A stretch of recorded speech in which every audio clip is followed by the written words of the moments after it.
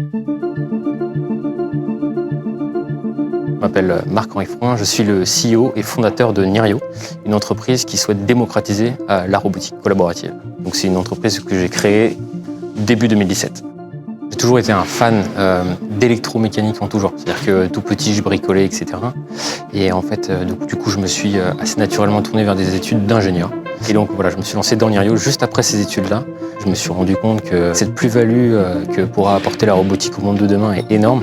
Et donc voilà, je voulais être aussi acteur de cette nouvelle génération de robots qui va arriver. Nirio, nous, on est fabricant de matériel robotique et on développe et on conçoit en fait le robot, mais tout l'écosystème qui va graviter autour de ça. Donc ça veut dire également Nirio Studio, qui est l'interface de programmation simplifiée pour permettre à des utilisateurs qui sont non experts à la robotique de comprendre, d'appréhender et de programmer un vrai robot industriel.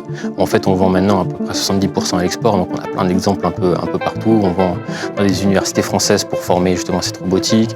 On vend à des chercheurs PhD aux États-Unis, on vend à des écoles ou des grands labos comme Amazon, etc., pour à chaque fois le même constat, développer, programmer, essayer un peu la robotique et la robotique de demain. Finorpa, c'est pour nous un investisseur régional qui a cette double casquette d'avoir du réseau et donc du coup de pouvoir nous mettre en relation, de combler un peu ce qu'on appelle la solitude du dirigeant. Donc cette prise de recul-là est, je pense, une des plus-values les plus fortes qu'un fonds comme Finorpa peut nous amener.